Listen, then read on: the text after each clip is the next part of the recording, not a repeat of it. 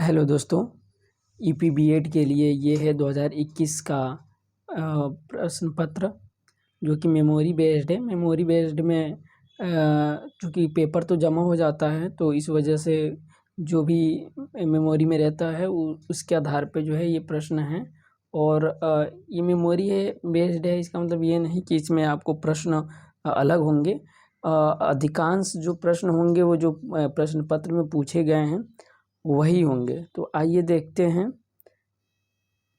खंड अ है सामान्य ज्ञान, इसके प्रश्न देखते हैं।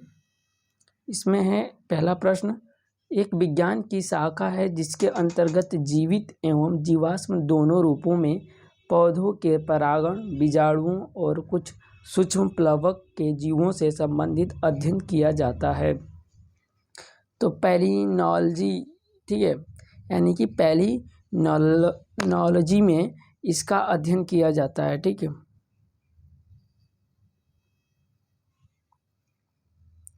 ये आप लोग पढ़ भी सकते हैं, डिटेल में यहाँ दे रखा हुआ है।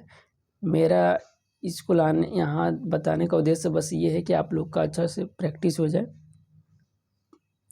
दूसरा प्रश्न देखते हैं, डॉट डॉट करके दिया है, उभयचरों के अध्ययन से संबंधित प्राणी विज्ञान यानी जूलॉजी की शाखा है। तो ये बताना है इसमें कि जूलॉजी की एक शाखा कौन सी है, तो ये है हर्पेटोलॉजी। ठीक है, देख सकते हैं इसमें डिटेल में भी इसमें दे रखा है। हर्पेटोलॉजी क्या है, तो जूलॉजी की एक शाखा है जिसके अंतर्गत सरीसृपों और उभयचरों का अध्ययन किया जाता है। प्रश्न तीसरा देखते हैं, वर्ष 1919 में स्थापित दृश्य कला में शिक्षा और अनुसंधान के लिए प्रख्यात संस्था कला भवन किस राज्य में स्थित है। तो कला भवन बताना किस राज्य में स्थित है, तो इसका देख सकते हैं डिटेल आप यहाँ पढ़िए। वर्ष 1919 में स्थापित दृश्य कला में शिक्षा और अनुसंधान के लिए प्रख्यात संस्था कला भवन पश्चिम बंगाल में स्थित है। इसकी स्थापना श्री रविंद्रनाथ टैगोर ने की थी। ठीक है, तो ये भी इम्पोर्टेंट है, इसको आप लोग जरूर याद रखिएगा, रविंद्रनाथ टैगोर ने इसकी स्थापना की थी। प्रश्न चौथा है कि त्वांग और लहासा को जोड़ने वाले दर्रे का क्या नाम है। तो त्वांग और लहासा ये लद्दाख क्षेत्र में आपको मिलेगा। ठीक है, ये बोमडीला दर्रा जो है आप लोग डिटेल में पढ़ लीजिएगा। प्रश्न 5 है, किस राज्य के स्थानीय शिल्पकारों को पौष मेले में अपने लोक नृत्य, संगीत, भोजन और संस्कृति को प्रदर्शित करते हुए देखा जा सकता है। तो पश्चिम बंगाल।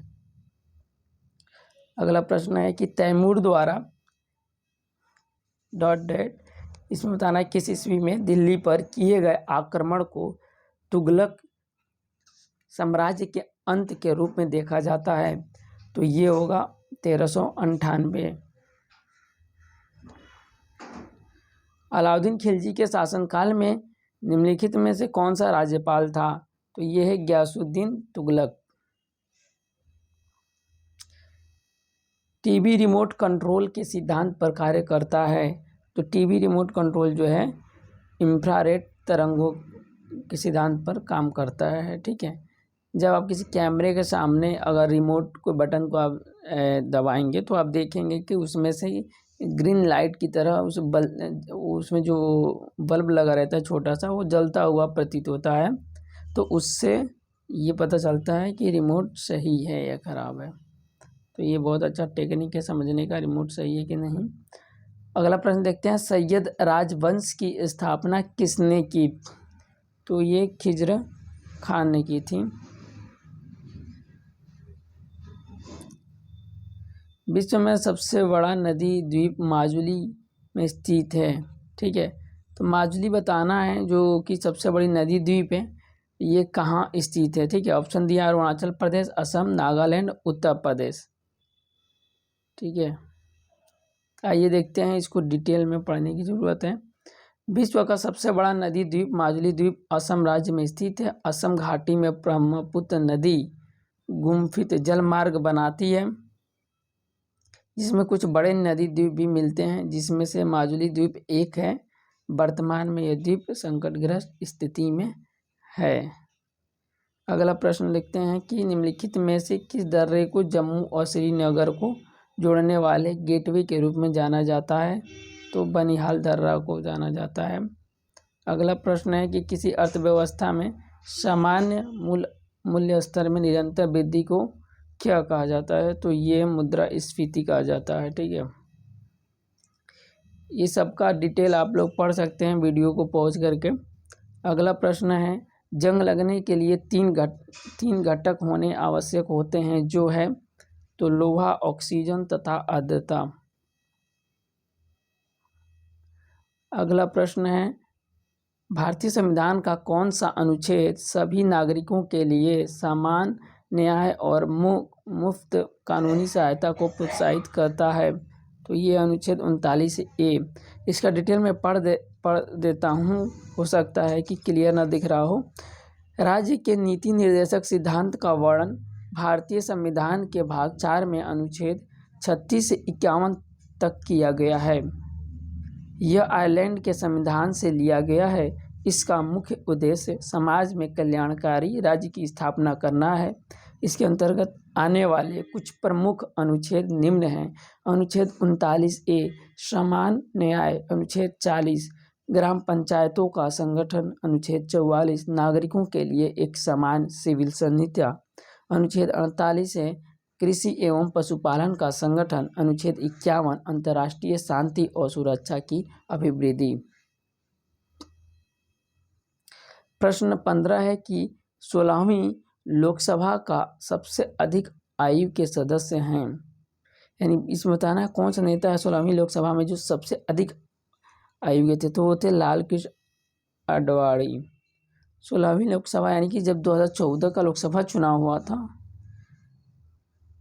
अगला प्रश्न देखते हैं। प्रश्न 16 है, गांधी इरविन समझौते में निम्नलिखित में से कौन सी एक शर्त नहीं रखी गई थी? तो खादी उत्पादन पर टैक्स हटाना। ठीक है, तो ये देख सकते हैं गांधी इरविन समझौता जब हुआ था, कब हुआ था? 5 मार्च 1931 को। उस समय वायसराय कौन था ये भी जानना इम्पोर्टेंट है, लॉर्ड इरविन, क्योंकि इसके नाम से ही दोनों लोग का समझौता हुआ था, तो ये तो स्वाभाविक है, आपको याद ही होगा। अगला प्रश्न देखते हैं। प्रश्न 17 है, सेब में निम्नलिखित में से कौन सा एसिड पाया जाता है? तो ये होगा आपका मैलिक एसिड। ठीक है, सेब में मैलिक एसिड है। फिर इमली और अंगूर में क्या है? टार्टेरिक एसिड है। संतरा नींबू में सिट्रिक एसिड है। सिरका अचार में एसिटिक एसिड है। टमाटर में कौन सा एसिड है? तो ऑक्जेलिक एसिड होता है। ये टमाटर का भी पूछ लेता है ऑक्जेलिक एसिड, इसे भी याद रखें। दूध दही में सैक्टिक एसिड। चींटी व बिच्छू का डंक में मेथेनॉइक फॉर्मिक एसिड। ठीक है, तो ये चींटी या बिच्छू के डंक में क्या होता है? फॉर्मिक एसिड होगा, ये भी याद रखें, ये भी पूछा है। सोडा वाटर व अन्य पेय है कार्बोनिक एसिड। प्रश्न 18 देखते हैं। यूनाइटेड किंगडम के बाहर सबसे पुराना गोल्फ कोर्स है। ठीक है, तो बताना सबसे पुराना गोल्फ कोर्स, ये royal Calcutta golf club Kolkata में। ठीक है, ये सब अंग्रेजों के ज़माने का है, वही सब खेलते थे। अगला प्रश्न 19 है, बेरिएट्रिक सर्जरी किसी व्यक्ति के परिवर्तन लाती है। ठीक है, तो कहाँ परिवर्तन लाती है? पाचन तंत्र में। अगला प्रश्न 20 है, न्यूनतम समर्थन मूल्य। ठीक है, MSP, आपने इसका नाम बहुत सुना होगा न्यूज़ चैनल में। तो पूछ रहा है कि MSP जो है न्यूनतम समर्थन मूल्य यानी मिनिमम सपोर्ट प्राइस किसके द्वारा अनुशंसित है, ये बताना है। तो ये इकोनॉमिक्स से प्रश्न है, इसको डिटेल में आके पढ़ते हैं हम लोग। ऑप्शन आप लोग देख लें। न्यूनतम समर्थन मूल्य की संस्तुति कृषि लागत एवं मूल्य आयोग द्वारा वर्ष में 2 बार रबी एवं खरीफ की जाती है। वर्तमान में सरकार द्वारा 22 फसलों के लिए न्यूनतम समर्थन मूल्य की घोषणा की है। कृषि लागत व मूल्य आयोग द्वारा अनुशंसित न्यूनतम समर्थन मूल्य का अंतिम निर्धारण आर्थिक मामलों की मंत्रिमंडलीय समिति करती है। अगला प्रश्न देखते हैं कि किस कमी से रिकेट्स का रोग होता है। ठीक है, तो विटामिन डी होगा। विटामिन डी की कमी से बच्चों में रिकेट्स तथा वयस्कों में क्या होता है, ऑस्टियोमलेशिया नामक रोग हो जाता है। तो ये ऐसे ही प्रश्न पूछ सकता है, विटामिन डी की कमी में बच्चों में कौन सा रोग होता है या वयस्कों में कौन सा रोग होता है, तो अलग अलग, तो आप इसे याद रखें। बच्चों में रिकेट्स होता है जबकि वयस्कों में ऑस्टियोमलेशिया नामक रोग हो जाता है जो हड्डियों से संबंधित है।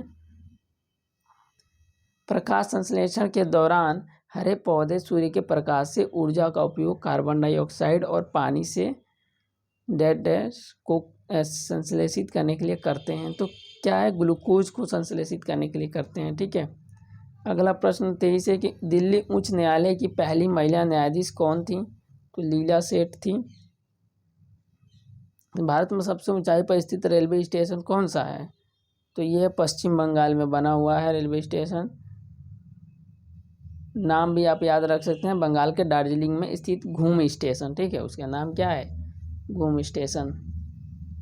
अगला प्रश्न है कि भारत के संविधान का अनुच्छेद किस अनुच्छेद में चुनाव आयोग को संसद और राज्य विधानसभाओं के चुनावों का पर्यवेक्षण करने की शक्ति देता है।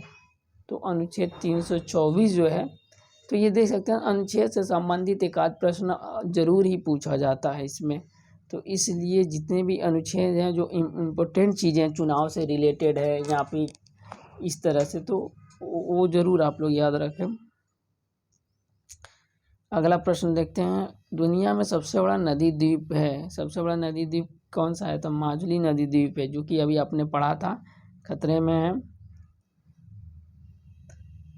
ब्रह्मपुत्र नदी में स्थित है, ये याद रखें। राष्ट्रीय सूक्ष्म लघु और मध्यम उद्यम बोर्ड एक वर्ष में प्रत्येक 6 महीनों में एक बार बैठक करता है। वर्कला, चौवारा, चावागढ़ और नतिका किस राज्य में समुद्र तट है। ठीक है, ये बताना है। तो ये केरल के में ये समुद्र तट में है। ठीक है, अगला प्रश्न देखते हैं, निम्नलिखित में से क्या हिंदुस्तानी शास्त्रीय संगीत का कंठ संगीत रूप वोकल फॉर्म नहीं है। तो इसमें से देखिए कौन सा नहीं है वो बताना है। तो पखावज नहीं है, बाकी धमाल, ध्रुपद और तराना तीनों ही हिंदुस्तानी शास्त्रीय संगीत का रूप है। ठीक है, तो साहित्य संगीत से रिलेटेड जरूर प्रश्न पूछ लेता है, या लोक नाट्य शैलियाँ पूछ लेगा, या किस प्रदेश में किस प्रकार की, जैसे कुचिपुड़ी है आंध्र प्रदेश का, कथकली केरल का, तो ये सारी चीज़ें जरूर याद रखें। इसमें से एक आध प्रश्न आ ही जाता है। अगला प्रश्न 30, निम्नलिखित में से कौन सा विल्सन रोग का लक्षण नहीं है। तो ये है रतौंधी। ठीक है, इसमें पढ़ देता हूँ, ऑप्शन साफ ना दिख रहा होगा। पैरों या पेट में फ्लूइड बनना, बी है रतौंधी, सी है बोलने निगलने या शारीरिक समन्वय में समस्याएं, डी है अनियंत्रित गतिविधियां या मांसपेशियों में अकड़न। ठीक है, इसका डिटेल है कि विल्सन रोग एक दुर्लभ आनुवांशिक विकार है। यह रोग लीवर, मस्तिष्क या अन्य महत्वपूर्ण अंगों में कॉपर की मात्रा अधिक होने के कारण बनती है। अनियंत्रित मांसपेशी गतिविधियां, शारीरिक समन्वय में समस्याएं, पैरों या पेट में फ्लूइड बनना आदि विल्सन रोग के लक्षण हैं। तो ठीक है, विल्सन रोग क्या होता है इसे याद रखें। वर्ष 1556 में मुगल साम्राज्य का सिंहासन किसे प्राप्त हुआ। तो 1556 में देखिए अकबर को हुआ था। ठीक है, हुमायूं की मृत्यु के बाद से अकबर को हुआ था, और अकबर का पूछा जाता है संरक्षक कौन है, तो इसका है खिज़्र खां। तो इसे भी याद रखें। और खजुराहो मंदिर किस राज्य में स्थित है बताना है। तो ये हो जाएगा मध्य प्रदेश में। ठीक है, ये तो प्रसिद्ध है। यूनाइटेड किंगडम से संसद के 7 सदस्यों का एक समूह था जिसे ब्रिटिश भारत के लिए संवैधानिक सुधारों का सुझाव देने के लिए गठित किया गया था।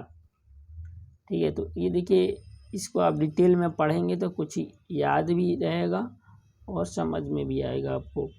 तो इसमें देखिए कह रहा है कि साइमन कमीशन ब्रिटिश संसद के 7 सदस्यों का एक समूह था जिसे ब्रिटिश भारत के लिए संवैधानिक सुधारों का सुझाव देने के लिए गठित किया गया था।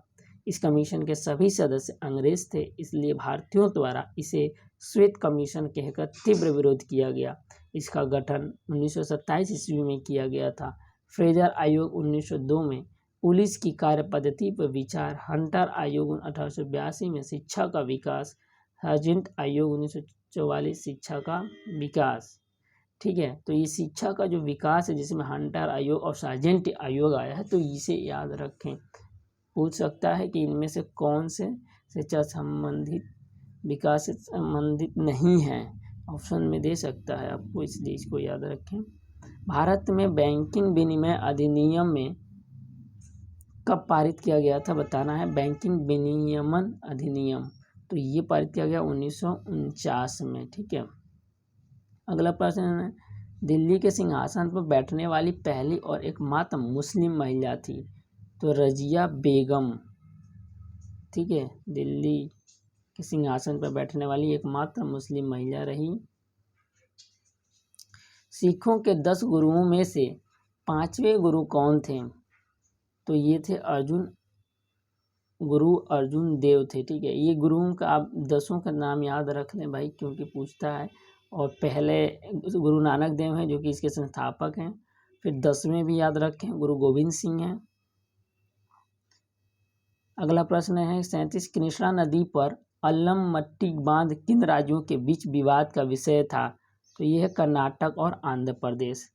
इसे डिटेल में पढ़ लें। अगला प्रश्न है, 38 कुतुब मीनार का नाम सूफी संत नाम पर रखा गया था, किस सूफी संत के नाम पर रखा गया है कुतुब मीनार का नाम, तो ख्वाजा कुतुबुद्दीन बख्तियार काकी। ठीक है, जिसकी जो कि कुतुबुद्दीन बख्तियार काकी कौन है, शेख मुईनुद्दीन चिश्ती के शिष्य थे। ये कुतुबुद्दीन ऐबक और इल्तुतमिश के समकालीन रहे तथा कुतुबुद्दीन ऐबक और इल्तुतमिश दोनों कुतुबुद्दीन बख्तियार काकी के शिष्य थे। ठीक है, तो देख सकते हैं जो कुतुबुद्दीन ऐबक है जो कि कुतुब मीनार का नींव रखा था उसने, और इल्तुतमिश ने क्या किया, उसको पूर्ण किया था। तो इन दोनों के गुरु थे जो ख्वाजा कुतुबुद्दीन बख्तियार काकी, उन्हीं के नाम पर उसका नाम रखा गया है उस कुतुब मीनार का। अगला प्रश्न है 39, हुमायूं ने अपनी सत्ता को पुनः प्राप्त करने के लिए किस सूरी राजा को हराया था, तो ये है सिकंदर सूरी। अगला प्रश्न है, पूर्वोत्तर भारत में स्थानांतरण कृषि को किस रूप में भी जाना जाता है, तो ये है झूम। ठीक है, झूम कृषि के रूप में भी जाना जाता है स्थानांतरण कृषि को। अगला प्रश्न है, 3री शताब्दी ईसा पूर्व और 12वीं शताब्दी ईस्वी के बीच की अवधि से संबंधित वह स्थान जो बौद्ध कला और वास्तुकला के उत्कृष्ट नमूने के लिए प्रसिद्ध है, तो ये हो जाएगा सांची। ठीक है, अगला प्रश्न है, 10वीं अनुसूची के तहत लोकसभा के किसी सदस्य की अयोग्यता से संबंधित मुद्दे पर निर्णय कौन लेता है, तो ये है अध्यक्ष लेते हैं। 1912 में परमाणु बैटरी का आविष्कार किसने किया, ठीक है, एलेक्जेंड्रो वोल्टा या हेनरी मोजले, बेंजामिन फ्रैंकलिन या लुईस पास्चर। ठीक है, तो ये हो जाएगा हेनरी मोजले। अगला प्रश्न है, किसने लिखा है डॉट डॉट, अर्थात बताना है किसने ऊष्मागतिकी के प्रथम 2 नियमों को संहिताबद्ध किया और यह निष्कर्ष निकाला कि ताप का निरपेक्ष शून्य -273.15 डिग्री सेल्सियस है। इसके लिए उन्हें केल्विन तापमान स्केल के नामकरण के साथ सम्मानित किया गया, तो विलियम थॉमसन। देख सकते हैं ये काफ़ी डिटेल में जो है पूछ रहा है पूरे साइंस में। लॉरेंज वक्र क्या दर्शाता है, तो ये है आय वितरण दर्शाता है। इकोनॉमिक्स से भी काफ़ी प्रश्न पूछे गए हैं 2021 में। डॉट डॉट ने अमृतसर में स्वर्ण मंदिर के नाम से विख्यात विश्व प्रसिद्ध हरमंदिर साहब का निर्माण कराया, तो ये बताना है किसने कराया था, गुरु अंगद देव ने, गुरु अर्जुन देव, गुरु श्री हर राय, गुरु रामदास। अमृतसर में स्वर्ण मंदिर के नाम से विख्यात। ठीक है, और अमृतसर का जो स्वर्ण मंदिर है वो सबसे बड़ा गुरुद्वारा भी है। तो ऑप्शन बी जो है है इसका आंसर। सिख संप्रदाय की स्थापना गुरु नानक प्रथम गुरु ने की थी। गुरु नानक ने गुरु का लंगर नामक निःशुल्क भोजनालय की स्थापना की थी। ठीक है, तो जो आप लोग देखते हैं लंगर चलता है सिखों का, तो इसकी स्थापना किसने की थी? तो गुरु नानक ने ही की थी। गुरु अर्जुन देव सिखों के 5वें गुरु थे। इन्होंने सिखों के धार्मिक ग्रंथ आदि ग्रंथ की रचना की थी। इन्होंने ही अमृतसर जलाशय के मध्य में हरमंदिर साहिब का निर्माण कराया था। राजकुमार खुसरो की सहायता करने के कारण जहांगीर ने 1606 ईस्वी में गुरु अर्जुन देव को मृत्युदंड दे दिया। तो ठीक है, गुरु अर्जुन देव जो कि 5वें गुरु थे, इनको किसने मृत्युदंड दिया? तो जहांगीर ने दिया था। और आप कमेंट बॉक्स में बताइएगा कि औरंगजेब ने किस गुरु को मृत्युदंड दिया था। किस पोषक तत्व की कमी से रतौंधी का रोग होता है? तो विटामिन ए की कमी से, ठीक है, रतौंधी का रोग हो जाता है। अगला प्रश्न है, किसके शासनकाल में चीनी यात्री वेन सोंग भारत आए थे? तो हर्षवर्धन। ठीक है, ये समय समय पे कई आए हैं, फायान आया है, हर्षवर्धन है, तो ये याद रखिए, इस तरह के भी प्रश्न पूछे जाते हैं। पृथ्वी पर एक बड़े उल्कापिंड प्रभाव के परिणाम स्वरूप डायनासोर के विलुप्त होने का सिद्धांत किसकी देन है? तो लुइस अल्वारेज का कहना था कि पृथ्वी पर एक बड़ा उल्कापिंड का प्रभाव के कारण ही डायनासोर क्या हुए? विलुप्त हुए।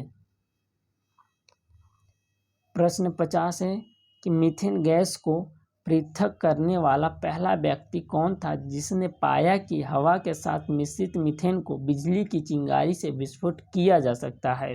तो यह है एलेसेंड्रो वोल्टा। ठीक, तो यहाँ पे देखिए प्रश्न 50 यानी सामान्य ज्ञान कंप्लीट होता है। उसके बाद से खंड ब देखते हैं जो कि हिंदी भाषा का है। तो इसमें देखते हैं प्रश्न 51, य का उच्चारण स्थान बताना है आपको। क्या है?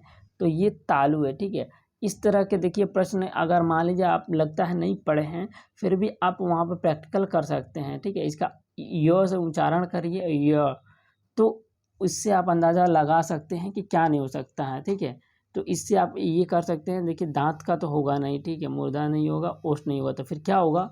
ये तालु हो सकता है। ठीक है, तो इस तरह से आप लगा सकते हैं। कोष्ठांकित विराम चिन्ह का नाम क्या है? ठीक है, इसका नाम आपको बताना है। तो ये है अर्धविराम, इसको बोलते हैं। मानव मात्र को गीता के महात्म्य से परिचित होना अनिवार्य है। रेखांकित शब्द को शुद्ध करें। ठीक है, तो महात्म्य, इसको शुद्ध करना है आपको, तो ये हो जाएगा महात्म्य। ठीक है, प्रश्न 54 है कि निम्नलिखित में से कौन सा शब्द समूहवाचक संज्ञा नहीं है? आपको बताना कौन सा समूहवाचक संज्ञा नहीं है। ठीक है, ऑप्शन ए सभा, कक्षा, भीड़ और दौड़। तो समूहवाचक संज्ञा नहीं है। तो देखिए इसमें ऑप्शन बी हो जाएगा, डी है दौड़। समूहवाचक संज्ञा नहीं है, दौड़ भाववाचक संज्ञा है। जिस संज्ञा से वस्तु अथवा व्यक्ति के समूह का बोध हो उसे समूहवाचक संज्ञा कहते हैं। ठीक है, जैसे सभा, कक्षा, भीड़ समूहवाचक संज्ञा के उदाहरण है। अगला प्रश्न 55 है, रूप के अनुसार क्रिया विशेषण कितने प्रकार के होते हैं? तो ये होते हैं 3 प्रकार के। ठीक है, ये पढ़ सकते हैं डिटेल, जितना ऐसे आप याद रखें इसी में से प्रश्न पूछा जा सकता है। निम्नलिखित शब्दों में से कौन सा शब्द पुल्लिंग है? तो ये है संकल्प। प्रश्न 57 है, सदा एक वचन में प्रयुक्त होने वाला शब्द है सहायता। प्रश्न 58 है, निम्नलिखित में से कौन सा वाक्य पूर्ण भूतकाल का उदाहरण है? तो ऑप्शन सी, वे आए थे। पूर्ण भूतकाल, ये देखिए इस तरह से पूर्ण भूतकाल क्या होता है? पूर्ण वर्तमान काल। इस तरह ये आप जरूर याद रखें, यह साल पूछा जा रहा है, 2022 में पूछा है। जिस वाक्य में कर्ता की प्रधानता होती है, लिंग वचन प्राय कर्ता के अनुसार होते हैं, वे वाक्य क्या कहलाते हैं? तो कृत्यवाच्य कहलाते हैं। निम्न में अधिकरण कारक का प्रसर्ग कौन सा है? अधिकरण कारक का प्रसंग, तो ये आप कर्ता का, ये सारी चीज़ें आप लोग याद रखें, ठीक है। कर्ता ने कर्म को करण से के द्वारा संप्रदान को के लिए अपदान से अलग होने के अर्थ में, ठीक है, ये याद रखें। संबंधन का के की का रे री रे, अधिकरण में प संबोधन है अरे हाय, तो ये आप याद रखें, ये एक बहुत काम का चीज़ है। इसका ऑप्शन ए हो जाएगा। जिन शब्दों की उत्पत्ति का पता नहीं चलता उन्हें कहा जाता है, तो देशज कहा जाता है, ठीक है। इसकी उत्पत्ति कैसे हुई ये नहीं पता चलता है। तत्सम तो पता है आपको संस्कृत से लिया जाता है। विदेशज भी पता है कि हाँ विदेशी शब्द है, ठीक है, लेकिन जो देशज होते हैं वो नहीं पता इसकी उत्पत्ति कैसे कहाँ किस क्षेत्र में हुआ। निम्नलिखित में संकर शब्द कौन सा है, तो चुगलखोर क्या है, एक संकर शब्द है। संकर शब्द क्या होता है ये आप लोग याद करिए कि दो विभिन्न भाषाओं के शब्दों से जो मिलकर बना रहता है संकर शब्द होते हैं। जैसे रेलगाड़ी भी क्या है, ये भी संकर शब्द का उदाहरण है। प्रश्न 63 है कि मिथिलेश कुमारी किन्हें कहते हैं, तो मिथिलेश कुमारी जो है सीता को कहा जाता है। अधिमानता में प्रयुक्त उपसर्ग बताएं, ठीक है। अधिमानता में प्रयुक्त उपसर्ग, तो उपसर्ग और प्रत्यय ये दो चीज़ें अवश्य ही पूछी जाती हैं और पूछी जाएंगी। तो देखिए ये क्या है, उपसर्ग क्या होता है, जो शब्दांश या अवयव किसी शब्द के पहले आकर उसका विशेष अर्थ प्रकट करता है, उस शब्दांश या अवयव को उपसर्ग कहते हैं। अधिमानता में प्रयुक्त उपसर्ग अधि है। अधि उपसर्ग से बनने वाले अन्य शब्द है अधिकरण, अधिकार, अधिराज, अध्यात्म, अधिपति, अध्यक्ष इत्यादि, ठीक है। अगला प्रश्न है उन्मूलन का सही विपरीतार्थक शब्द चुनिए, तो इसका हो जाएगा उन्मूलन करने का मतलब होता है कि जड़ से ख़त्म कर देना, नष्ट करना। तो रोपण का क्या हो जाएगा, इसका विपरीत होगा ना, रोपण का मतलब होता है लगाना, बोना, इस तरह से, ठीक है, उसका विपरीत हो जाएगा ये। नीचे दिए गए शब्दों में कौन सा शब्द अग्नि का पर्याय है, ठीक है। तो देखिए हुतासन, किसानों, अनिल भी है, इसमें जो है नहीं है पूछा है, तो ये वहनी हो जाएगा, ये नहीं है। निम्न में से कौन सा शब्द अनेकार्थक है, तो डी, ठीक है, अनेकार्थक है। अगला प्रश्न है अभिज्ञान अनभिज्ञ शब्दों का सही अर्थ बताइए, तो ये हो जाएगा सी, जानकार और ना जानकार। अभिज्ञ मीन्स क्या होता है, जानने वाला, यानी कि वो जानता है। अनभिज्ञ है यानी कि वो उससे नहीं जानता, उसके बारे में उसको नहीं मालूम है, यानी कि ना जानकार है। ना उपसर्ग इसमें लाग गया है बस। प्रश्न 69 है दिए गए वाक्य के लिए प्रयुक्त होने वाले सही विकल्प को चुनिए। वह कवि जो तत्काल कविता करने में कुशल हो, ये आपको पता है, जो तुरंत कविता बना देता है वो उसे क्या बोलते हैं, आंसू कवि कहते हैं। जैसे कपिल शर्मा शो में आपने सिद्धू को देखा हुआ, तुरंत बना देते हैं ना, तो उनको कह सकते हैं कि वो आंसू कवि हैं। प्रश्न 70 है कि दीर्घ संधि, गुण संधि, वृद्धि संधि, यण संधि व अयादि संधि संधि के किस मूल भेद के अंतर्गत सन्निहित है, ठीक है। तो संधि के किस मूल भेद के, तो इसका देखिए, यानी कि जो संधि है, संधि का बस प्रकार पूछा, बहुत सिंपल है, तो आप इसको देख सकते हैं, इसको डिटेल में पढ़ लें, आपको अच्छे से याद हो जाएगा कि दो वर्णों के मेल से जो परिवर्तन होता है वो संधि कहलाती है, ठीक है, परिवर्तन या विकार। संधि के पहले वर्ण के आधार पर इसे 3 भागों में बांटा गया है, स्वर संधि, व्यंजन संधि, विसर्ग संधि। जब संधि के पहले शब्द का अंतिम वर्ण स्वर हो तो इस प्रकार के संधि को स्वर संधि कहा जाता है। स्वर संधि 5 प्रकार का है, दीर्घ संधि, गुण संधि, वृद्धि संधि, यण संधि तथा अयादि संधि। अगला प्रश्न है भूर्ध्व का संधि है, ठीक है। तो देखिए संधि से प्रश्न पूछा गया, भूर्ध्व का संधि बताना है, तो भूधन ऊर्ध्व हो जाएगा। अगला प्रश्न है कि 72 हमें यथाशक्ति दान करना चाहिए रेखांकित शब्दों में समास को, तो देखिए आपको पता ही है यथा जिन शब्दों में आ जाता है तो अव्ययभावी समास हो जाएगा, ठीक है। और द्विगु समास में क्या होता है, द्विगु संख्यावाचक होता है पहला पद, तत्पुरुष समास में आपको जो हम बताए थे ना कारक जो हैं उनको आप याद रखें, तो इस तत्पुरुष समास को पहचानने में वो मदद करेगा। और इसके भेद भी उसी के नाम से हैं होते हैं, ठीक है। अपदान तत्पुरुष इस तरीके से, संप्रदान पुरुष इस तरीके से, तो आप वो इस याद रखे रहेंगे तो आसानी रहेगा। अब देखते हैं अगला प्रश्न। आचार्यों ने कहा है कि अहिंसा ही परम धर्म है, संरचना के आधार पर वाक्य भेद बताएं। तो ये है मिश्र वाक्य। निम्नलिखित वाक्यों में से शुद्ध वाक्य को पहचानिए। ए है मैं तुमको कुछ कहता है, मैं बी है मैं और मेरी माँ घूमने जाने वाली हैं, सी है प्रत्येक को 5-5 रुपए दिए जाएं, डी तुम्हारे को जाना है, ठीक है। तो देख सकते हैं ये तो गलत ही लग रहा है, डी तुम्हारे को, इस तरीके से हम लोग थोड़ी बोलते हैं हिंदी में।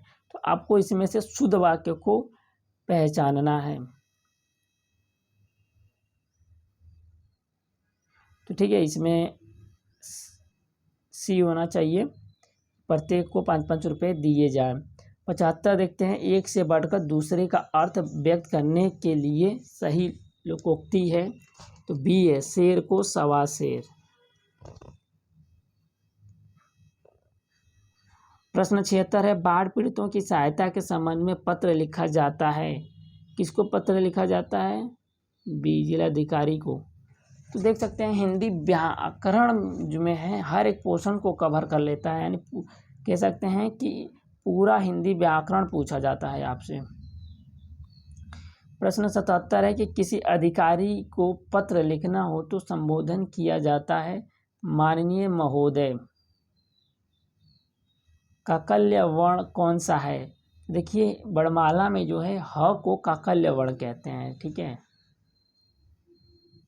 किस वाक्य में विराम चिन्ह का उचित प्रयोग नहीं है? तो किसका प्रयोग पूछ रहा है नहीं है? तो विराम चिन्ह का प्रयोग नहीं है, ठीक है। तो ये देखिए इसमें मैं मनुष्य में मानवता देखना चाहती हूँ, यहाँ विराम चिन्ह है, उसे देवता बनाने की मेरी इच्छा नहीं है। वह दूर से, यहाँ देखिए अल्विराम में बहुत दूर से आ रहा है, विराम चिन्ह है यहाँ भी। सुनो सुनो वह गा रही है, ठीक है। तो इसमें क्या है? सी होगा, इसमें विस्मयादिबोधक चिन्ह लगा हुआ है ना, जबकि बाकी सब में विराम चिन्ह लगा हुआ है, ठीक है। डी में अभी देख सकते हैं प्रिय महाशय के बाद क्या है? विराम चिन्ह लगा हुआ है। अगला प्रश्न देखते हैं कि आजकल अनुशासन के अभाव में विद्यार्थियों में उच्च श्रृंखलता आती है, रेखांकित शब्द को शुद्ध करें। तो उच्च श्रृंखलता हो जाएगा, ठीक है, यानी सी। 81 देखते हैं, भाववाचक संज्ञा कितने प्रकार के शब्दों से बनती है? तो 5 प्रकार के शब्दों से भाववाचक संज्ञा बनती है। अगला प्रश्न है कि परिमाणवाचक क्रिया विशेषण अवयव है। तो इतना क्या है? परिमाणवाचक क्रिया विशेषण अवयव है। अगला प्रश्न है कि निम्न में पुल्लिंग शब्द कौन सा है? तो डी हो जाएगा, नेत्र क्या है? पुल्लिंग शब्द है। प्रश्न 84, निम्नलिखित में से किस वाक्य में भविष्य काल है? तो ये हो जाएगा मैं आपकी प्रतीक्षा करूँगा। इसमें क्या है? भविष्य काल है। बाकी ऑप्शन देखते हैं कि मैंने एक पेड़ काट लिया, अर्थात ये क्या है? पास्ट में है, भूतकाल में है। मैं पुस्तक पढ़ने वाला था, ये भी पढ़ने वाला था। आपको लग रहा है भविष्य में होगा, लेकिन ये बात कब की कर रहा है? भूतकाल की कर रहा है ना, इसलिए इसे भविष्य में नहीं लेंगे, भूतकाल का ही सेंटेंस होगा। डी होगा कि मैं आपका आभारी हूँ, तो ये भी भविष्य में नहीं, ये प्रेजेंट में है, वर्तमान काल में है। अगला प्रश्न है 85 कि निम्नलिखित में कौन सा भाववाच्य का उदाहरण है? तो मुझसे गाया नहीं जाता, बी भाववाचक का उदाहरण हो जाएगा। उसके बाद देखते हैं 86 क्या है? वाक्य में जिस शब्द से क्रिया के संबंध का बोध होता है उसे क्या कहते हैं? ठीक है, तो करण कारक कहते हैं। निम्न में से कौन सा शब्द विदेशी है? तो मील जो है विदेशी शब्द है। प्रश्न 88, पंकज जलज आदि किस प्रकार के शब्द है? तो ये हो जाएंगे योग रूढ़ है, ठीक है। प्रश्न 89, बुरे अर्थ में प्रयुक्त होने वाला बद उपसर्ग किस भाषा का है? तो ये हो जाएगा उर्दू फारसी का है। प्रश्न 90, जेठ मास में निर्जला एकादशी का व्रत बहुत कठिन होता है, रेखांकित शब्द का विपरीतार्थक शब्द होगा। तो ये हो जाएगा क्या, जेठ का विपरीत अर्थ कनिष्ठ हो जाएगा। इनमें मदिरा पर्यायवाची कौन सा नहीं है, तो ये अमी, अमी मदिरा का नहीं है, अमी जो है क्या है, अमृत का। आप देख सकते हैं इसमें क्या लिखा है, प्रमत स्वेच्छाचारी का अनेकार्थी शब्द होगा तो उन्मत्त हो जाएगा, ठीक है। प्रश्न 93 कुल शब्द युग्म के सही अर्थ भेद का चयन कीजिए, ठीक है। तो एक कुल का मतलब होता है सब, और एक बड़ा उ का मतलब रहेगा तो यानी वंश की बात कर रहा है, डी हो जाएगा। प्रश्न 94 है जो व्याकरण जानता है, एक शब्द के क्रम में सही विकल्प चुनिए, यानी कि जो व्याकरण जानता है उसको हम क्या कहेंगे, तो उसको व्याकरण कहेंगे, व्याकरण, ठीक है, जो व्याकरण जानता है। तो अगला प्रश्न 95 अन्वेषण का शुद्ध संधि विच्छेद है अनुधन ऐषण। अगला प्रश्न 96 है कि महाधन इसका संधि रूप होगा, ठीक है। तो इसका क्या होगा, महाधन ईस, ठीक है। तो देखिए आ और धन बड़ी ई से मिलकर क्या बनता है, आ धन ई से माहिस हो जाएगा, अर्थात ऑप्शन सी महेश, आ धन ई मिल के ए बन जाता है ना। प्रश्न 97 है शास्त्र प्रवीण महाविद्यालय में पीताम्बर धारण करने आते हैं, उस वाक्य में तत्पुरुष समास कौन से शब्द पद में है, तो शास्त्र प्रवीण में, यानी कि शास्त्र का प्रवीण, ठीक है। जब पानी बरसता है तब मेढक बोलते हैं मैं, जब पानी बरसता है कौन सा वाक्य है, तो यह है क्रिया विशेषण उपवाक्य। निम्नलिखित में कौन सा वाक्य शुद्ध है, तो डी, ऊपर के वाक्यों में कोई शुद्ध नहीं है, ठीक है, आप इसको पढ़ सकते हैं। प्रश्न 100 है निम्न में अल्प प्राण व्यंजन कौन सा है, अल्प प्राण व्यंजन पूछ रहा है ना, तो ग जो है क्या है, अल्प प्राण व्यंजन है। तो इसी के साथ खंड ब भी कंप्लीट होता है दोस्तों, और इसके बाद से जो है द्वितीय प्रश्न पत्र स्टार्ट हो जाता है जो कि है रीजनिंग का। तो इसमें आप सब खुद कॉपी पेन पे इसको सॉल्व करें, प्रैक्टिस करें। मैं इसको जो है आपको एक बार दिखा देता हूँ, आइए देखते हैं क्या पूछा है। पहला प्रश्न आप लोग देख सकते हैं, ये एनालॉजी से संबंधित है, ठीक है। तो आप इसको खुद सॉल्व करें, इसमें सॉल्यूशन ऑलरेडी दे रखा है। इसमें दूसरे प्रश्न में त्रिभुज बताना है, कितनी त्रिभुज हैं, उनकी संख्या। उसके बाद तीसरा प्रश्न देखते हैं, ये दर्पण से संबंधित है कि मिरर इमेज वाला क्वेश्चन है, कैसे मिरर में आपको बनेगा इमेज वो बताना है। प्रश्न 4 में क्या है, निम्नलिखित शब्दों को एक तार्किक और अर्थपूर्ण क्रम में व्यवस्थित कीजिए, ठीक है।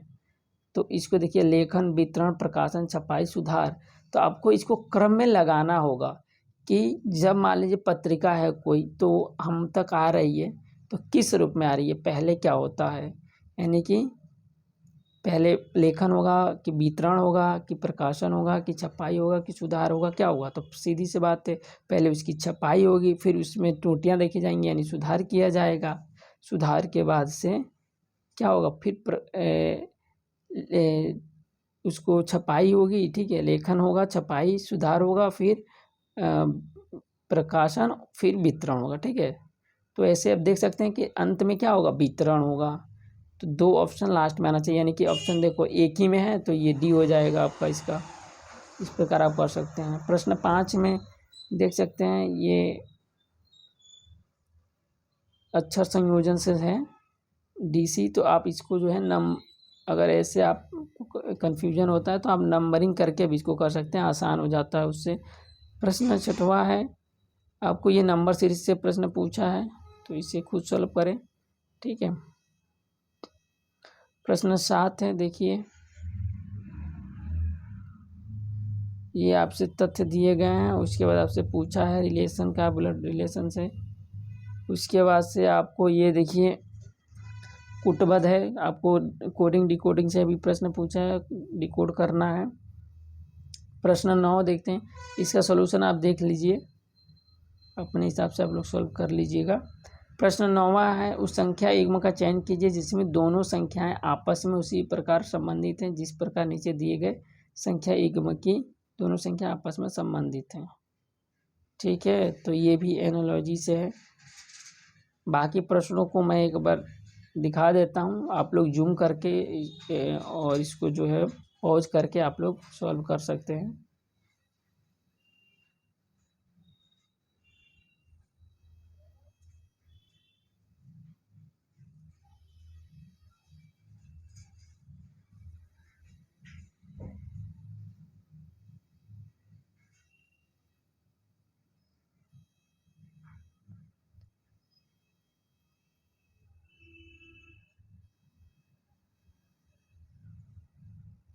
ठीक है, फिर से एक बार कर देता हूँ, ऊपर से आप देख सकते हैं। प्रश्न 16, फिर 17, 18, 19,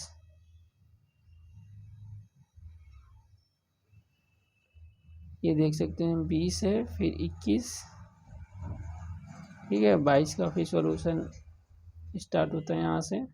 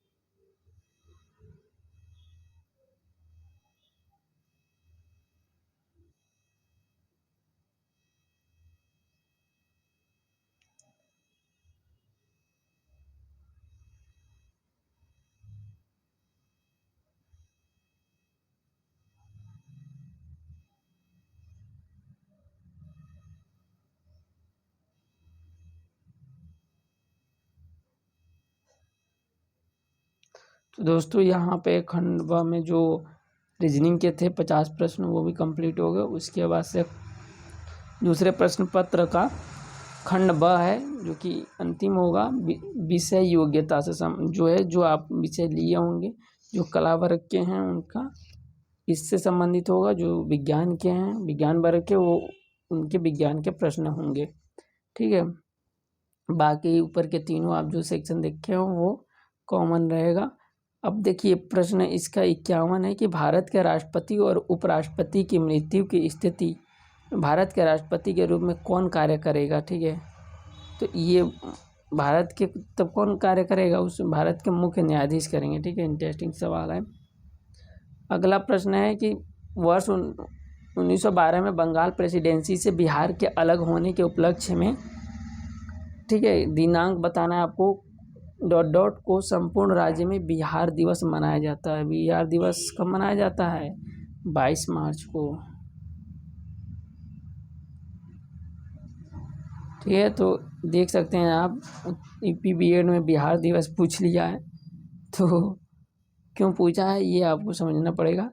प्रश्न 53 है, राजस्थान के किस किले में जयमल और कल्ला सुरवीरों के सम्मान में छतरियाँ बनाई गई थी जिन्होंने वर्ष 1568 में सम्राट अकबर की घेराबंदी में अपने प्राण त्याग दिए थे। तो आइए, हिस्ट्री का क्वेश्चन है, इंटरेस्टिंग है, इसको आप पढ़ लेंगे तो डिटेल में पढ़ेंगे इसको तो आप हमेशा क्लियर हो जाएगा। यह है राजस्थान में स्थित चित्तौड़गढ़ के किले में जयमाल एवं कल्ला जैसे सुरवीरों की 2 छतरियाँ उनके सम्मान में बनाई गई थीं। इनमें प्रथम 4 स्तंभों वाली छतरी सुरवीर कल्ला की, जबकि अगली 6 स्तंभों वाली छतरी सुरवीर जयमल की है। वर्ष 1568 ईस्वी में ये दोनों चित्तौड़गढ़ के राजा उदय सिंह की अनुपस्थिति में चित्तौड़गढ़ के दुर्ग के संरक्षक नियुक्त किए गए थे और उसी समय उस दुर्ग पर अकबर के आक्रमण के वक्त युद्ध करते हुए अपने प्राण त्याग दिए थे। ठीक है, अगला प्रश्न 54 है, भगवान राम पर केंद्रित भक्ति आंदोलन के अग्रदूत कौन थे? तो ये थे रामानंद। ठीक है, ऑप्शन बी। अगला प्रश्न है, जाट और सवार निम्नलिखित में से किस प्रशासनिक प्रणाली से संबंधित है? तो मनसबदारी प्रणाली से संबंधित है जाट और सवार। यदि अगला प्रश्न है, यदि भारत के राष्ट्रपति त्यागपत्र देना चाहते हैं तो वो अपना त्यागपत्र किसे देंगे? ठीक है, तो देखिए राष्ट्रपति की बात होती है ना, तो आपने देखा कि राष्ट्रपति के बाद से अगर कोई महत्वपूर्ण होता है तो वो क्या होता है, न्यायाधीश होता है। बी, भारत के नहीं, अगर देखिए राष्ट्रपति देगा तो भारत के उपराष्ट्रपति अगर होते हैं तो उपराष्ट्रपति देंगे, अन्यथा फिर वो न्यायाधीश को देते हैं। तो भारत, इसका ऑप्शन हो जाएगा भारत के उपराष्ट्रपति को देगा अपना न्यायाधीश। इससे संबंधित जो अनुच्छेद है वो भी आप लोग याद रखें। राष्ट्रपति उपराष्ट्रपति से संबंधित, चुनाव आयुक्त से संबंधित जितने अनुच्छेद हैं उन सबको आप याद रखें। प्रश्न 57 है, विवेकानंद रॉक मेमोरियल कहाँ स्थित है? तो यह कन्याकुमारी में है। प्रश्न 58 है, सुनामी ये पानी के नीचे ज्वालामुखी गतिविधि, सुनामी क्यों होता है? तो पानी के नीचे ज्वालामुखी गतिविधि के कारण। प्रश्न 59 है, भारत में प्रथम मुगल सम्राट कौन था? बाबर। इसी ने जो है मुगल वंश की स्थापना की थी। इसको पढ़ सकते हैं डिटेल में। प्रश्न 57 है, जनगणना 2011 के अनुसार भारत का कौन सा शहर सबसे कम आबादी वाला है? तो आपसे देखिए सबसे कम आबादी वाला शहर पूछा है, तो कपूरथला जो है सबसे कम आबादी वाला है।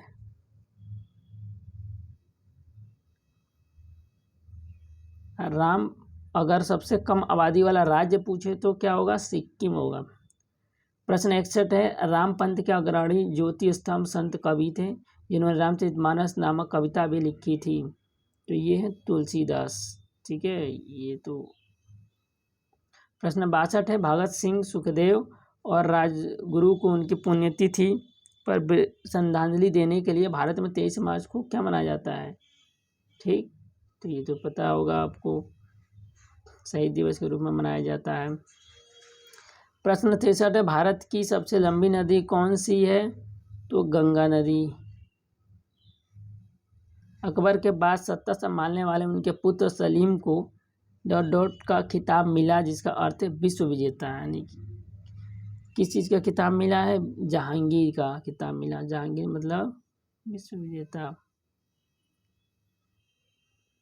वर्ष 1975 से 1977 के बीच आपातकाल के दौरान भारत के प्रधानमंत्री कौन थे? तो ये थी इंदिरा गांधी। आपातकाल क्या उन्हीं के टाइम में लगा था ना। और इससे संबंधित जो अनुच्छेद हैं आप देख सकते हैं, अनुच्छेद 352, 356, ये सारे अनुच्छेद भी आप याद रखें।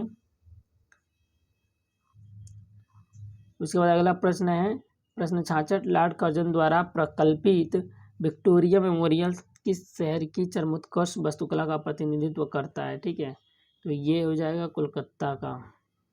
अगला प्रश्न है, पियरे क्यूरी ने हेनरी बेकरल और अपनी पत्नी मैरी क्यूरी के साथ ... से संबंधित खोजों के लिए वर्ष 1903 में भौतिकी में प्राप्त नोबेल पुरस्कार साझा किया था। तो किसकी खोज के लिए? तो रेडियोधर्मिता की खोज किए थे दोनों लोग मिलके, उनको उस पर नोबेल भी मिला था। प्रश्न 68 है कि एक ... तब होता है जब किसी सरकार का कुल व्यय उस आय से अधिक होता है जो उधार के पैसे को छोड़कर उत्पन्न होती है। तो ये है राजकोषीय घाटा। अगला प्रश्न 69 है, न्यूरॉन सिद्धांत के लिए 1906 में नोबेल पुरस्कार किसने जीता था? तो सैंटियागो रेमन वाई कैजल ने जीता था। प्रश्न 70 है, निम्नलिखित में से कौन सा औपनिवेशिक काल में भारत के व्यापार की सबसे महत्वपूर्ण विशेषता थी? तो आइए इकोनॉमिक्स का क्वेश्चन है। ऑप्शन ए है आयात अधिशेष, आयात में कमी, निर्यात में कमी, निर्यात अधिशेष। तो इसे डिटेल में पढ़ते हैं।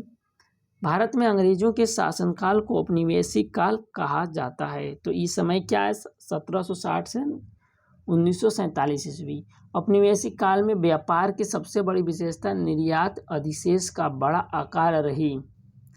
इस अधिशेष की भारतीय अर्थव्यवस्था को बहुत बड़ी कीमत चुकानी पड़ी। इसके प्रभाव में देश के आंतरिक बाजारों में अनाज, कपड़ा और मिट्टी के तेल जैसी अनेक आवश्यक वस्तुएं मुश्किल में उपलब्ध हो पाती थीं। अगला प्रश्न है, वर्ष 1799 में महाराजा सवाई प्रताप सिंह ने किस भारतीय स्मारक का निर्माण कराया था? तो इन्होंने हवा महल का निर्माण कराया था। ठीक है, हवा महल कहाँ है? तो ये राजस्थान में है। दिल्ली का लाल किला और जामा मस्जिद डॉट डॉट के शासन की वास्तुकला की विशाल उपलब्धियां हैं। तो किसके शासनकाल की ये वास्तुकला का उदाहरण है? तो शाहजहां के काल का, दिल्ली का लाल किला और जामा मस्जिद। प्रश्न 73, एशिया की सबसे लंबी नदी का नाम है यांगत्वे नदी। ठीक है, एशिया की सबसे लंबी नदी इसको माना जाता है। और विश्व की सबसे लंबी नदी किसे माना जाता है? आप कमेंट बॉक्स में बताएं। प्रश्न 74 है, हुमायूं के उत्तराधिकारी डॉट डॉट का जन्म हुमायूं के निर्वासन काल में हुआ था और वह उत्तराधिकारी जब 13 वर्ष का था तब उसके पिता की मृत्यु हो गई थी। तो अकबर। आगरा में यमुना नदी के किनारे अपनी पत्नी मुमताज महल के लिए ताजमहल का निर्माण किसने करवाया था? देख सकते हैं आप लोग, ये तो सबको पता है। कौन सी नदी अधिकतम देशों से होकर गुजरती है? तो डेन्यूब नदी जो है अधिकांश देशों से होकर गुजरती है। डॉट डॉट वे यानी कि कौन से संवैधानिक संशोधन अधिनियम 2002 से भारत में सभी बच्चों के लिए मुफ्त और अनिवार्य प्राथमिक शिक्षा की व्यवस्था की गई थी? ठीक है, तो आइए इसको डिटेल में पढ़ते हैं। 86वें संविधान संशोधन हुआ था कब? 2002 में। उसके तहत संविधान के मौलिक अधिकारों में अनुच्छेद 21A जोड़ा गया, जिसमें 6 से 14 वर्ष की आयु के बच्चों के लिए निःशुल्क एवं अनिवार्य शिक्षा का प्रावधान किया गया। यह अधिनियम 2009 में संसद में पारित हुआ और इसे 2010 में लागू किया गया। ठीक है, तो एग्जैक्ट ये देखिए, ये पूछा है कि 2009 में पारित हुआ था लेकिन 2010 में से लागू किया गया है ये शिक्षा का अधिनियम। हिंदुस्तान सोशलिस्ट रिपब्लिकन एसोसिएशन का गठन किस वर्ष में अंग्रेजों को उखाड़ फेंकने के उद्देश्य से किया गया था? तो यह 1928 में। निम्नलिखित में से पाकिस्तान का सबसे व्यस्त समुद्री बंदरगाह कौन सा है? तो कराची का बंदरगाह सबसे व्यस्त है। शीत निद्रा हाइबरनेशन शब्द की परिभाषा क्या है? तो ये है कुछ जानवरों में सर्दियों के मौसम में कम चयापचय गतिविधि की स्थिति हो जाती है। यानी कि आप लोग देखे होंगे कि सर्दियों के मौसम में जो छिपकली है वो नहीं दिखती है, तो इसका कारण यही है शीत निद्रा, हाइबरनेशन। प्रश्न 81 है कि जानकू जीवन के उत्सव के रूप में मनाई जाने वाली देश की एक अनूठी सांस्कृतिक प्रथा है, तो वो है नेपाल। रोलेक्ट एक्ट की प्रतिक्रिया के रूप में डॉट डॉट को राष्ट्रीय अपमान दिवस के रूप में आयोजित किया गया था कब? 6 अप्रैल 1919 को। ठीक है, और रोलेक्ट एक्ट कब आया था? तो ये आया था 1773 ईस्वी में। ठीक है, आप लोग इसको याद रखें। अगला प्रश्न है, सामुदायिक नेतृत्व में योगदान के लिए रेमन मैग्सेसे पुरस्कार प्राप्त करने वाले पहले भारतीय कौन थे? तो पहले भारतीय कौन थे ये बताना है आपको। बाबा आमटे थे या आचार्य विनोबा भावे, वर्गीज कुरियन, अरविंद केजरीवाल। तो प्रथम रेमन मैग्सेसे पुरस्कार मिला था आपको, ऑप्शन बी होगा। ठीक है, आइए देखते हैं, डिटेल में पढ़ते हैं इस पुरस्कार के बारे में। रेमन मैग्सेसे पुरस्कार की स्थापना वर्ष 1957 में की गई थी। यह पुरस्कार फिलीपींस के राष्ट्रपति रेमन मैग्सेसे की याद में प्रत्येक वर्ष उनके जन्मदिन 31 अगस्त पर प्रदान किया जाता है। वर्ष 1958 में सामुदायिक नेतृत्व में उल्लेखनीय कार्य के लिए आचार्य विनोबा भावे को यह पुरस्कार प्रदान किया गया। रेमन मैग्सेसे से सम्मानित होने वाले विनोबा भावे पहले भारतीय थे। 2019 में यह पुरस्कार भारतीय पत्रकार रवीश कुमार को प्रदान किया गया था। ठीक है, तो रवीश कुमार वाला आपको पता ही है, रेमन मैग्सेसे पुरस्कार मिला है। वहीं विनोबा भावे किसी एक विशेष आंदोलन से जुड़े थे, आप क्या बता सकते हैं? तो वो आंदोलन का नाम है भूदान आंदोलन। ठीक है, जो कि विनोबा भावे से उसके प्रवर्तक थे। प्रश्न 84 है, पृथ्वी की भूमध्य रेखा के उत्तर या दक्षिण के स्थान की कोणीय दूरी का वर्णन करने के लिए किस शब्द का उपयोग किया जाता है? तो ये है अक्षांश। ठीक है, अक्षांश हम बता दें, दोनों ध्रुवों के मध्य जो क्षैतिज रेखाएं होती हैं वो अक्षांश होता है, जबकि जो ऊर्ध्वाधर होता है वो देशांतर रेखाएं होती हैं। निम्नलिखित में से कौन एक तितली के कायापलट में तीसरा चरण है? तो प्यूपा। ठीक है, प्यूपा से ही तितली का क्या होता है, कायापलट वाली की उससे निकल उसको तोड़कर जो है वो बाहर आती है। अर्थव्यवस्था के संदर्भ में मध्यवर्ती वस्तु से क्या आशय है, तो ये हो जाएगा पुनर्विक्रय या अन्य वस्तुओं के उत्पादन के लिए उद्योगों के बीच बेची जाने वाली वस्तु। अगला प्रश्न है 87, बांग्लादेश की संसद में अधिकतम सदस्यों की संख्या कितनी है, तो 350 है वहाँ पे। अपने देश की आप लोग बताइए कमेंट बॉक्स में। प्रश्न 88, नेपाल देश को कितने प्रांतों में बांटा गया है, तो 7। नेपाल देश में 7 ही प्रांत हैं। प्रश्न 89, निम्नलिखित में से किस राजा को नेपाल देश का संस्थापक माना जाता है, पृथ्वी नारायण शाह को नेपाल का संस्थापक माना जाता है। अगला प्रश्न है पाकिस्तान की कौन सी जनजाति बाजरी नृत्य नामक पारंपरिक नृत्य करती है, तो ये है पश्तून।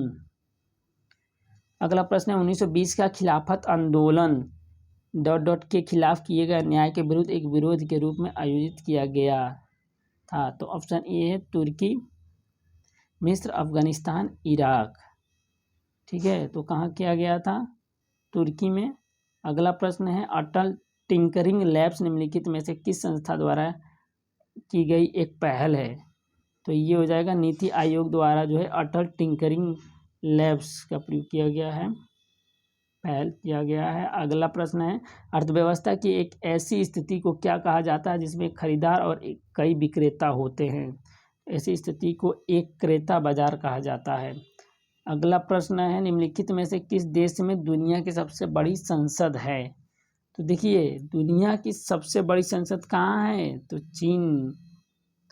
सबसे निम्नलिखित में से अगला प्रश्न है निम्नलिखित में से कौन ए पैसेज टू इंग्लैंड पुस्तक का लेखक है, ठीक है, पैसेज टू, तो ये है नीरज सी चौधरी।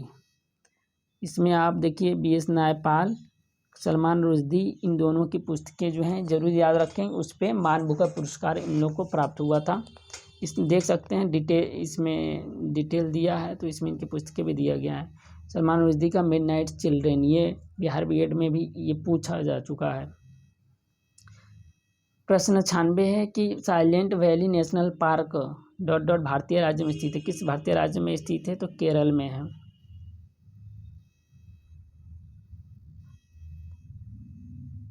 प्रश्न 97 है महात्मा गांधी ने ...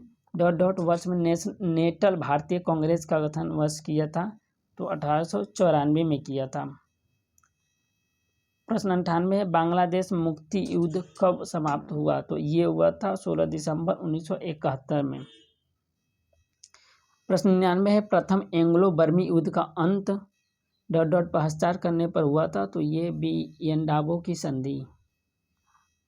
प्रश्न 100 है ओरियन तारामंडल का सबसे चमकीला तारा निम्नलिखित में से कौन सा है, तो ये होगा रिगेल। ठीक है, तो इस प्रकार से जो है 2021 का यह प्रश्न पत्र यहाँ कंप्लीट होता है।